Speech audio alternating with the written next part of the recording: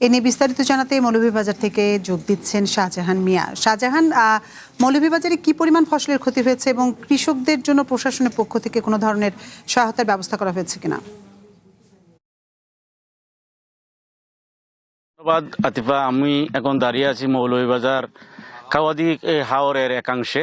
এখানে কৃষকরা ধান নৌকা দিয়ে নিয়ে আসছেন, মারাই করছেন। আজকে একটু রৌদ্র থাকার কারণে মৌলভীবাজার জেলায় ৬২,৪০০ হেক্টর জমিতে বোরো আবাদ হয়।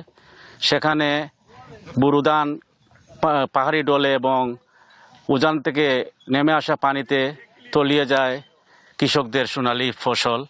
সেইখানেই আমরা দেখতেছি কৃষকরা এখানে তাদের কার্যক্রম চালাচ্ছেন।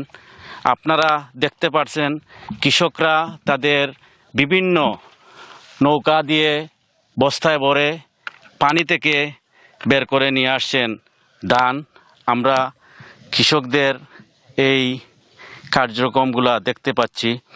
মৌলভীবাজারে সরকারিভাবে বোরো ধান সংগ্রহের কার্যক্রম শুরু হয়েছে, তবে বৈরী আবহাওয়া অতিবৃষ্টির কারণে ধান সংগ্রহ কার্যক্রম ধীরগতিতে চলছে।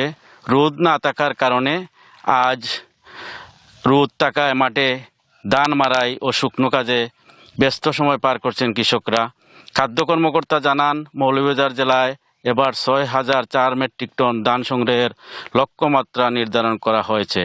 সরকার ৩৬ টাকা কেজি দরে প্রতি মন ১৪৪০ টাকা কৃষকদের কাছ থেকে সরাসরি ধান কিনছে। উৎপাদনের রেশিও অনুযায়ী অ্যাপসের মাধ্যমে নিবন্ধন করা কৃষকদের কাছ থেকে সরাসরি ধান কেনা হচ্ছে। হাওর অঞ্চলের জেলা হিসাবে এই কার্যক্রম মে মাসের প্রথম থেকেই শুরু হয়েছে এবং সাধারণত আগস্ট পর্যন্ত চলে। মৌলভীবাজার জেলায় ৬,০০৪ মেট্রিক টন ধান সংগ্রহের পরিকল্পনা রয়েছে। এর মধ্যে সিদ্ধ চাল ৫,৭০৮ মেট্রিক টন, আতপ চাল ৫,৫৩৩ মেট্রিক টন।